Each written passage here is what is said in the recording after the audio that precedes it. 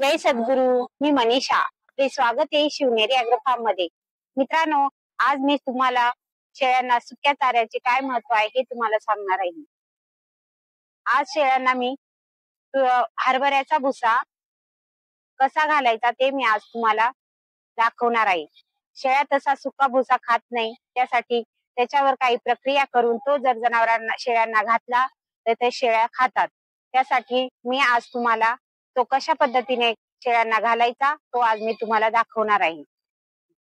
हा आमच्या शेतातच हरभऱ्याचा भुसा झालेला आहे, तो मी आता शेळ्यांना घालणार आहे. शेळ्या सुका भुसा आता खाणार नाही, त्यासाठी आपण काय करायचं आहे, हा गव्हाचा भरडा आहे. हा भरडा आपण थोडा थोडा त्यामध्ये मिक्स करायचा आहे. बघू शकताय आपण गव्हामध्ये पण भरपूर प्रमाणात प्रोटीन आणि हरभऱ्याच्या भुसामध्ये प्रोटीनचे प्रमाण जास्त असते.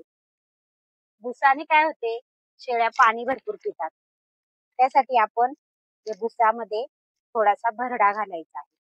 थोडा थोडाच घालायचा भरडा. त्यानंतर हे आहे गुळाचे आणि मिठाचे पाणी. गुळाचे आणि मिठाचे पाणी हे पाणी पण थोडं मिक्स करायचं, थोडा ओला करायचा चारा, थोडासा असा मिक्स करून घ्यायचा. थोडा मिक्स केल्यानंतर आपण शेळ्यांना हा चारा घालणार आहे. त्यासाठी शेळ्या हे चारा भरपूर प्रमाणात खाऊ शकतात. त्यासाठी हा चारा आपण त्यांना चांगला मिक्स करून घालायचा आहे. गुळामध्ये लोह, कॅल्शियम भरपूर प्रमाणात असते, त्याच्यामुळे शेळ्यांना गुळ पोटात गेलाच पाहिजे.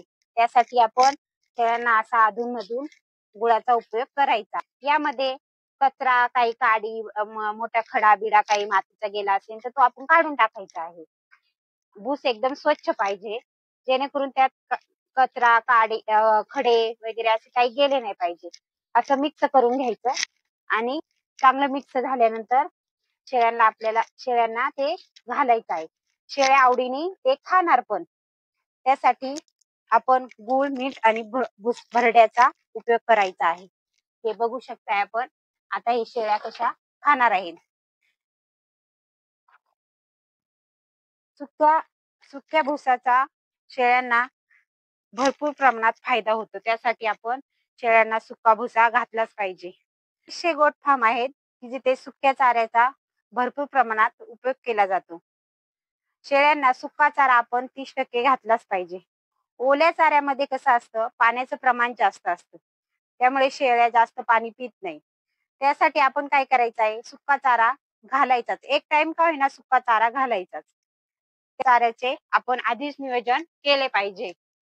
काही दिवसात ज्वारीचा कडबा असेल, तुरीचा भूस, मुगाचं भूस, त्याचबरोबर हे हरभऱ्याचं भूस असं आपण साठवून ठेवायचं आहे.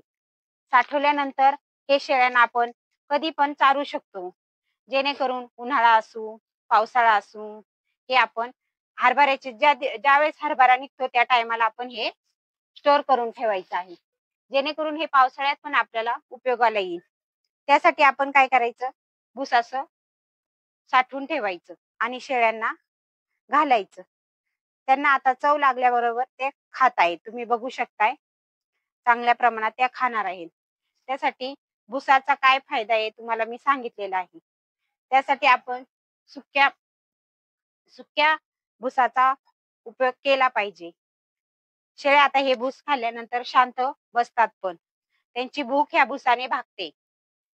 कसं असतं, ओल्या चाऱ्याने भूक भागणार नाही, कारण ओल्या चाऱ्यामध्ये पाण्याचे प्रमाण जास्त असते, त्यामुळे शेळ्या लगेचच भूक करतात. त्यासाठी आपण सुका चारा घातला तर त्या भरपूर प्रमाणात पाणी पिणार आहे.